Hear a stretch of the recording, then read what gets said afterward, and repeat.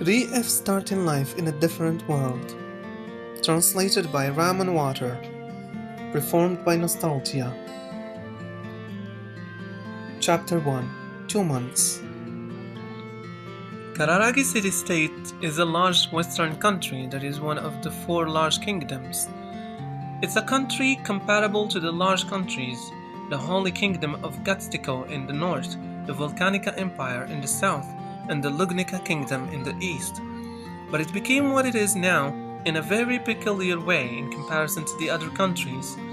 Kararagi city-state's history is quite shallow in comparison to the other 3 countries. A few hundred years ago, a bunch of warlords of small countries fought in the west. The rivalry between countries was an undying danger zone. The west combined and became Kararagi city-state as a single country. Each small country changed into towns, and the country managed those towns with the parliamentary governments of the town leaders. In the system, the great heir elected by the town leaders is the one who holds the final decision.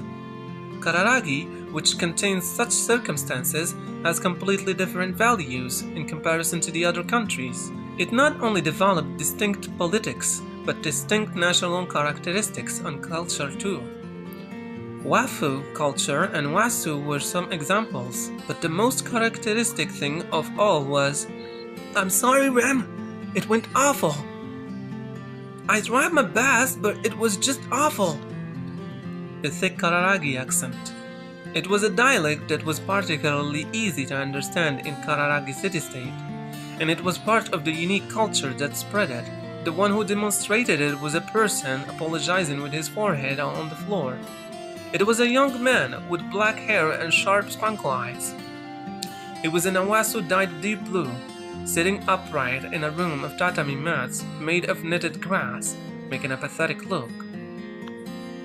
Natsuki Subaru was his name. As you could tell from his terrible Kararagi accent, he didn't come from Kararagi. Although Subaru didn't come from anywhere in this world anyway. He was suddenly summoned from a different world, went through various experiences, and as a result, he was now in Kararagi. That's all.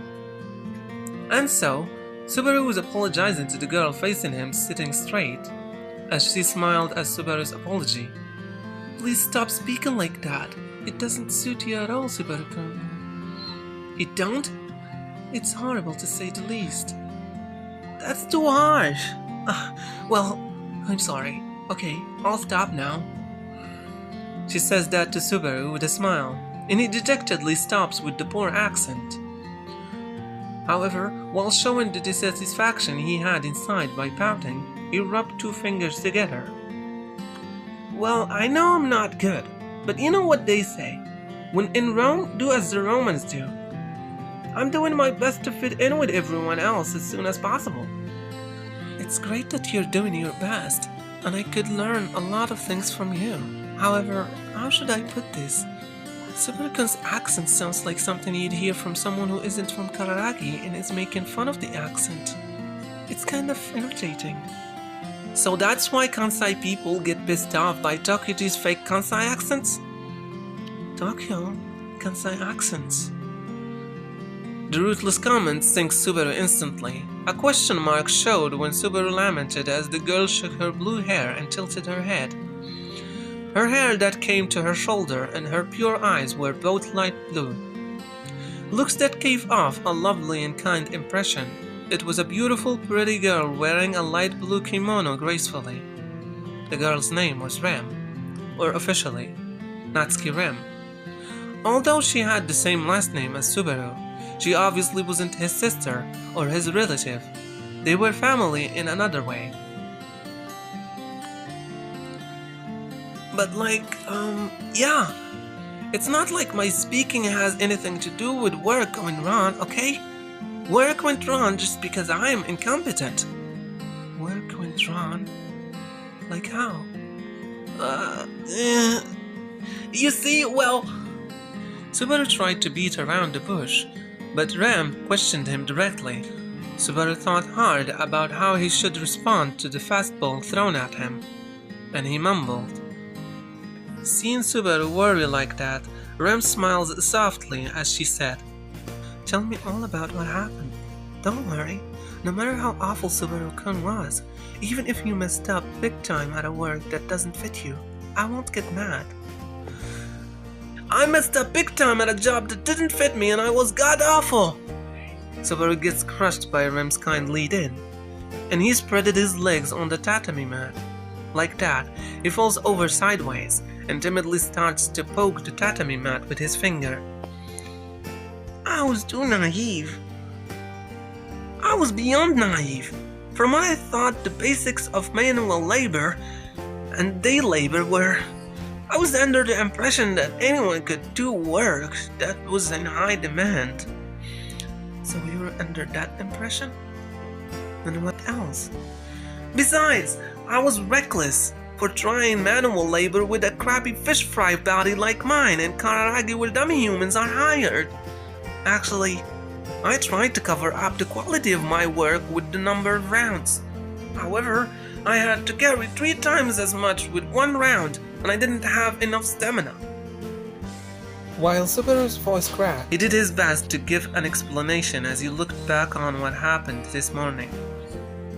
He has been living in a different world for no less than a year now, and he was aware of the fact that he was way stronger than before, but it was still difficult to close the gap in specs between him and genuine different world people. Incidentally, today's job was carrying goods, but he got mixed with muscular dummy humans, and it was simply hilarious how Subaru was working with a bright red face without even carrying a large amount. Oh, I see. So, how do you mess up? I tried rewarping goods, and I threw out everything. The damage cancelled out today's pay? The people there didn't ask you to compensate out of kindness, huh?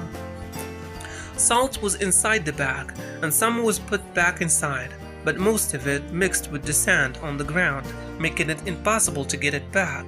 As a result, they were forced to cut today's schedule short, and so he went home. Rem sighed at Subaru, who gave an awkward report with a gloomy look and said, I hope that you come across a pretty nice job, Subaru-kun. It really pierces the hell out of me when you say that. Wait, what about Rem? Why are you at home at this time? What about work? Temple Elementary School is on break today. I told you this morning that it seems like the cold is spreading between kids. Subaru-kun, you shouldn't try and change the subject, you know?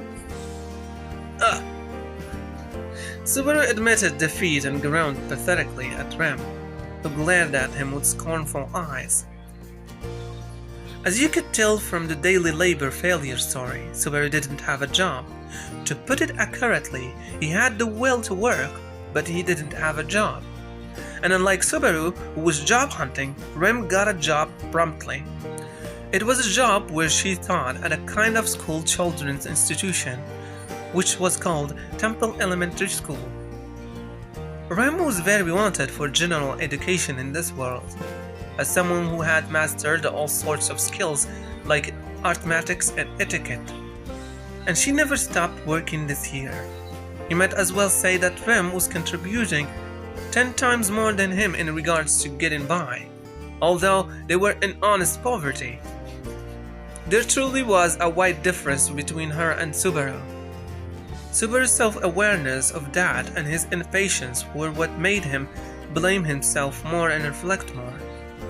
Damn it, I'm really sorry, Rem! Subaru-kun, you promised not to say that. I mean, I did make that promise, but it's truly pathetic how it is a promise.